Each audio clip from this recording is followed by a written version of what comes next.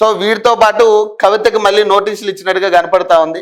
Delhi liquor scam విషయంలో ఏదైతే మొన్న క్లీన్ షీట్ ఇచ్చారో దీన్ని సవాల్ చేస్తూ ఢిల్లీ హైకోర్టుకి సిబిఐ వెళ్ళడం జరిగింది. సో ఖచ్చితంగా ఏదైతే తీర్పు వచ్చిందో అది పారదర్శకంగా రాలేదు, చాలా తప్పులు ఉన్నాయి అందులో. కోర్టుని డైవర్ట్ చేసి ఆ తీర్పు తెచ్చుకున్నారని చెప్పి ఇప్పుడు సిబిఐ మళ్ళీ వాళ్ళకి నోటీసులు ఇవ్వడం జరిగింది. సో సంకలు గుద్దుకున్నారు మొన్నటిదాకా.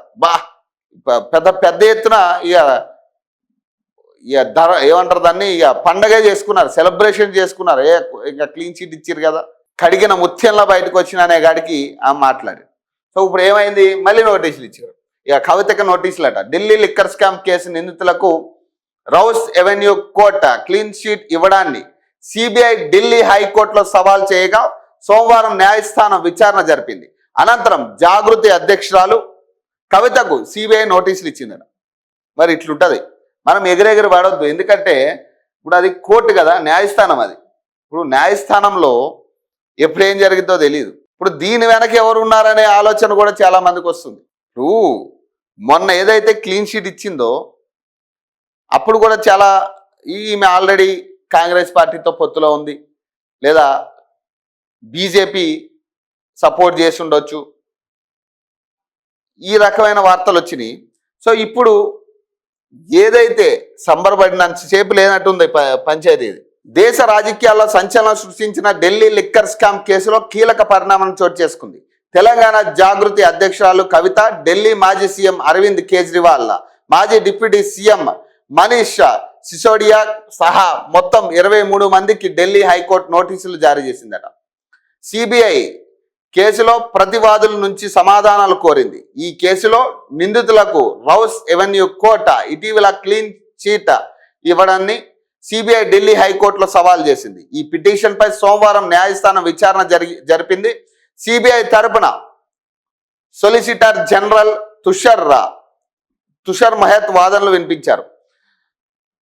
దర్యాప్తు సంస్థపై తీర్పులో ప్రత్యేక కోర్టు వ్యాఖ్యలపై ఢిల్లీ హైకోర్టు స్టే విధించింది.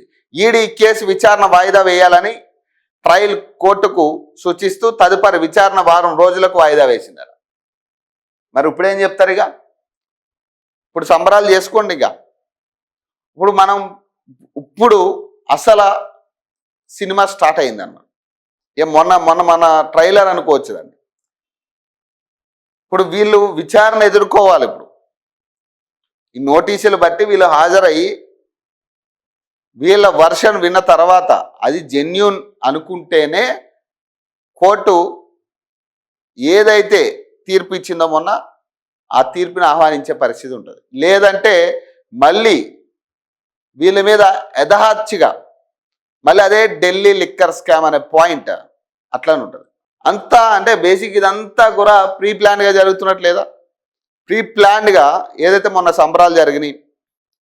సో ఈ మధ్యన కూడా చాలా ఇంటర్వ్యూలు ఆమె పాపం వరుస పెట్టి ఇంటర్వ్యూల్లో ఎమోషనల్ ఇంటర్వ్యూలు మొదలు పెట్టిర్రు. మరి అది పెయిడ్ ఇంటర్వ్యూలా లేకపోతే ఏందనేది మనకు తెలియదు. కానీ ఇక వరుసగా ఇంటర్వ్యూలు స్టార్ట్ అయినాయి. సడన్గా ఇప్పుడు మళ్ళీ కేసు అంటున్నారు, నోటీసులు అంటున్నారు. మరి ఎట్లా చూడాలి దీన్ని? ఎవరు నడిపిస్తున్నారు? పాపం మొన్నే కేసీఆర్ను సమ్ బీఆర్ఎస్ పార్టీని అనుకుంటా, నా వల్లే బీఆర్ఎస్ గెలిచింది అనే స్థాయికి మాట్లాడింది. మనం ఆ రోజు కూడా మాట్లాడినాం. ఇంకా మీరు ఆ పాట పాడితే ఇక కథమేగా, మీ శాంటిటీ ఏమి ఉండదు. మళ్ళీ మీరు వచ్చి మళ్ళీ అవే ఉద్యోగాలు ఇస్తాం లేకపోతే బంగారు తెలంగాణ చేస్తామంటే నమ్మేటోళ్ళు ఎవరు లేరు. అసలు కనీసం కవితను పట్టించుకునేటోళ్ళు కూడా లేరు అనేది క్లియర్గా మాట్లాడు. ఇంకా ఆమె ప్రజల్లోకి వెళ్ళాలంటే ఏం చేయాలా? ఫస్ట్ నాయకత్వాన్ని బిల్డ్ చేసుకోవాలి. ప్రధాన నాయకత్వాన్ని బిల్డ్ చేసుకుని మీతో పాటు మీకు ఆల్టర్నేటివ్గా కౌంటర్ ఇచ్చే వ్యక్తుల్ని తయారు చేసుకోవాలి.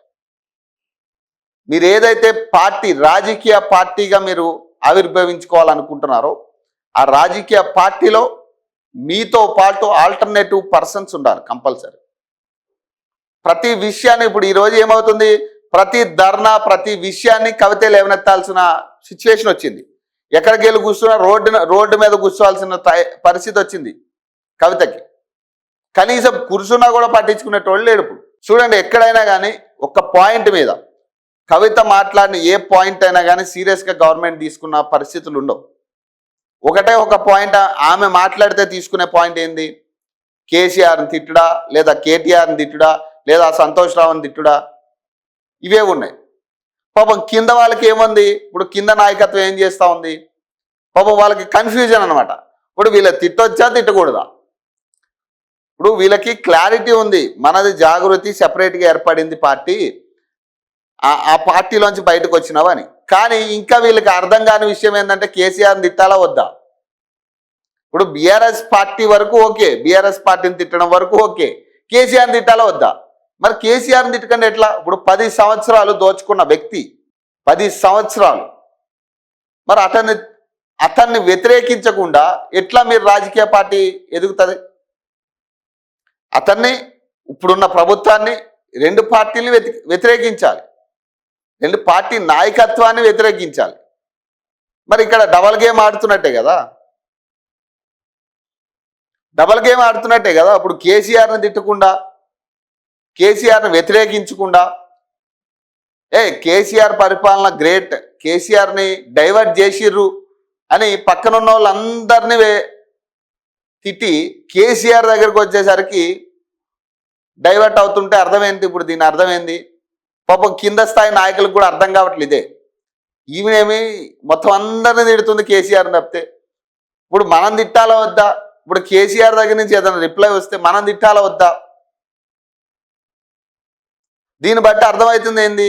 కేసీఆరే ప్లాన్ బిగా కవితను బయటకు పంపించినట్టుగా క్లియర్గా అర్థమవుతా ఉంది. ఇక్కడ ఆయన ఎక్కడ రియాక్ట్ అవ్వట్లే కదా, ఆయన రియాక్ట్ అవ్వట్లే, హరీష్ రావు రియాక్ట్ అవ్వట్లే, కేటీఆర్ రియాక్ట్ అవ్వట్లే. ఎన్ని మాటలన్నా సంతోష్ రావు కూడా ఎందుకు రియాక్ట్ అవ్వట్లే?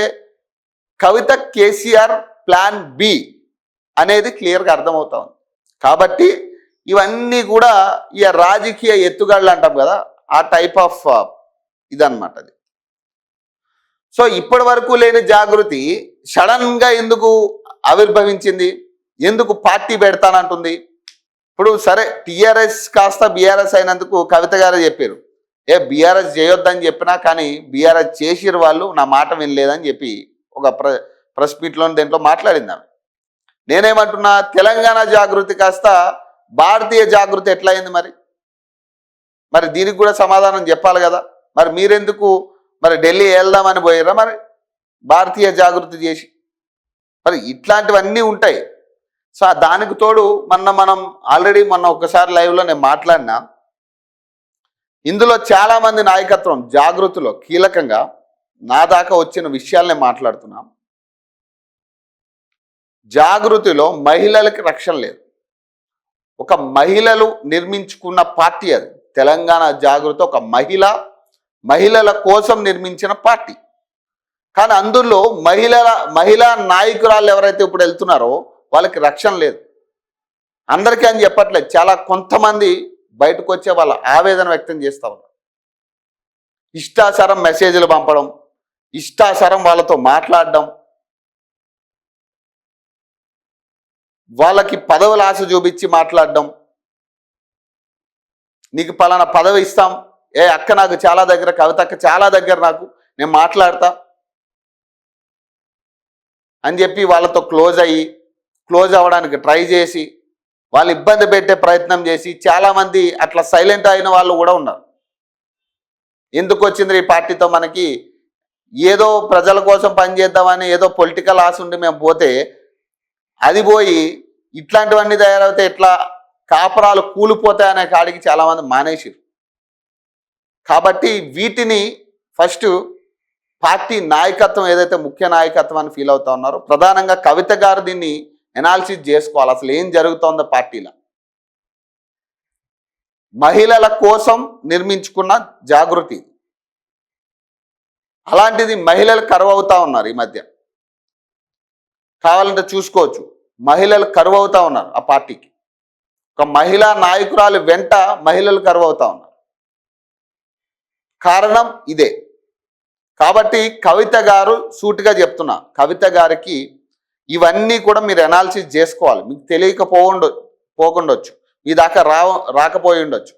కానీ ఖచ్చితంగా మీరు ఎనాలిసిస్ చేసుకుని ఎక్కడ తప్పు జరుగుతూ ఉంది. అందరూ దొంగలు తయారయ్యారు. మీ వెనకే చాలామంది దొంగలు ఉన్నారు. కాబట్టి క్లియర్గా మీరు ఇవన్నీ తెలుసుకుని ఎనాలిసిస్ చేసుకుంటే మీరు రాజకీయ ఆవిర్భావం చేసే టైంకి పెర్ఫెక్ట్ నాయకత్వాన్ని నిర్మించుకునే శక్తి అవుతుంది. అలాగే నిన్న ఈ భూదాన్ భూముల మీద కూడా ఈమె ధర్నా చేస్తున్నారు. అవి కూడా చూద్దాం. నిన్న భూదాన్ భూములకు సంబంధించి ఏదైతే వాళ్ళు అంబేద్కర్ భవన్లో వాళ్ళు ఉంటున్నారో అక్కడి నుంచి అంబేద్కర్ సర్కిల్ దాకా వాళ్ళు ర్యాలీ చేయడం జరిగింది. వాళ్ళని అరెస్ట్ చేశారు. ఈయన విశారదన్ మహారాజ్ కవిత ఇద్దరు కలిసి. సో ఆమె ధర్నాకు దిగడం జరిగింది. ఇక్కడ క్లియర్గా అర్థమవుతుంది ఏంటంటే భూదాన్ భూముల్లో మ్యాపింగ్ అనేది మిస్ అయినట్టుగా కనపడతా ఉంది. మరి ఈ మ్యాపింగ్ ఎందుకు మిస్ అవుతా ఉంది? మ్యాపింగ్కి సంబంధించి మనకి క్లియర్గా ఒకతను మాట్లాడింది. ఈ భూదాన్ మ్యాపింగే లేపేస్తున్నారు సార్, వీళ్ళు మ్యాపింగే లేకుండా చేస్తున్నారు. వాస్తవానికి మనం గూగుల్ ఎర్త్లో చూసినప్పుడు దాని బార్డర్ చూపిస్తుంది, దాదాపు 62 ఎకరాలని చూపిస్తూ ఉన్నారు. కానీ ఇక్కడ మ్యాపింగ్ అనేది టోటల్ మిస్ చేసారు. మ్యాపింగ్లోనే కనపడట్లేదు అది. కాబట్టి ఇక్కడ ఏంది, వీళ్ళు ఎదురు అడిగినా కూడా ఎన్ని ఆధారాలు ఉన్నా కూడా మ్యాపింగ్ లేదు అనే అంశాన్ని లేవనెత్తే పరిస్థితి ఉంది. సో ఆ రకంగా వీళ్ళ పేదవాళ్ళ దగ్గర దోచుకుంటా ఉన్నారు ఈ ల్యాండ్స్. క్లియర్గా 3 మంత్రులు ఇందులో ఇన్వాల్వ్ అయ్యే చేస్తూ ఉన్నారు దీన్ని అని చెప్తా ఉన్నారు. సో దాని మీద కూడా ఒక స్టోరీ చేస్తా. ఖచ్చితంగా ఇక్కడ ఏమవుతుంది అంటే భూదాన్ భూముల విషయంలో క్లియర్గా ఒకటే అర్థమవుతుంది ఏంటంటే 17 ఎకరాలు అది. ఇప్పుడు ఏదైతే వాళ్ళు ఖాళీ చేయించారో ఇది 17 ఎకరాలు మాత్రమే. దాదాపు టోటల్గా భూమి ఉన్నది 62 ఎకరాల భూమి. అది భూదాన్ బోర్డుకి రాజా రామారావు గారు ఇచ్చిన భూమి 62 ఎకరాలు. మరి మిగతా భూమి ఏమైంది? ఇది సూటి ప్రశ్న. సరే 17 ఎకరాలు కాపాడేసిరు, ఓకే, అది కబ్జా చేసిరని మీరు చెప్తా ఉన్నారు, ఏదేదో చెప్తా ఉన్నారు, ఓకే కాపాడేసిరు 17 ఎకరాలు. మరి మిగతా భూమి ఏది? మిగతా భూమి ఎవరు కాపాడాలా? మరి మిగతా భూమి పరిస్థితి ఎందుకు మీరు లేవనెత్తట్లే? ఆ పాయింట్ ఎందుకు లేవనెత్తట్లే మీరు? మరి మిగతాది భూమి కాదా? మరి దాని గురించి ఎందుకు మాట్లాడట్లే మీరు? అది 62 ఎకరాల భూమి అవునా కాదా? భూదాన్ భూమికి గతంలో ఏదైతే భూదాన్ బోర్డుకి ట్రాన్స్ఫర్ చేసిన భూమి 62 ఎకరాల కాదా? మరి 17 ఎకరాలు మాత్రమే ఇప్పుడు హాట్ టాపిక్ ఎందుకు అవుతా ఉంది? మరి మిగతా వాటి గురించి ఏంది పరిస్థితి? దాదాపు 43 ఎకరాలు మింగేసారు కంప్లీట్గా. ఎవరు మింగిర్రు ఇది? దీంట్లో ఇన్వాల్వ్మెంట్ ఎవరిది ఉంది చెప్పండి? 17 ఎకరాల పేదలు ఇల్లు ఖాళీ చేయించేసి దాన్ని కబ్జా అని చూపించి, అక్కడ లేదు అక్రమంగా కట్టుకున్నారని చూపించి వాళ్ళని ఖాళీ చేయించి ఈరోజు అంబేద్కర్ భవన్లో పడేసిరు. వాళ్ళందరినీ పోయి ఏదో పశువుల సంతలో పడేసినట్టు పడేసిరు, వాళ్ళని పశువుల కొట్టంలో పడేసినట్టు పడేసిరు. ఇష్టాచారం ఇక చిన్న లేదు పెద్ద లేదు అందరినీ కూడా అందులో పడేసిరు. పాపం చిన్న పిల్లలు ఎండకి ఎంత ఘోరమైన పరిస్థితులు అక్కడ ఉన్నారనేది ఒక్కసారి నిజంగా ముఖ్యమంత్రికి ప్రజల గురించి ఆలోచించేంత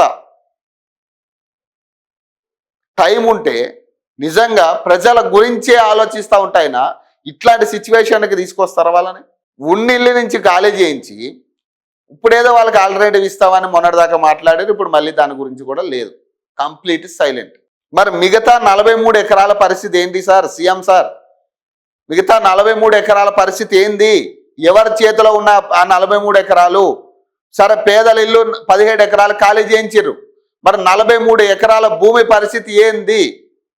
ఎటు పోయినాయి ఈ భూములన్నీ? ఎవరి అకౌంట్లోకి పోయినాయి? మరి వీటి గురించి ఆరా తీయరా సార్ మీరు? వీటి గురించి అవసరం లేదా? ఇది భూదాన్ ల్యాండ్ కాదా?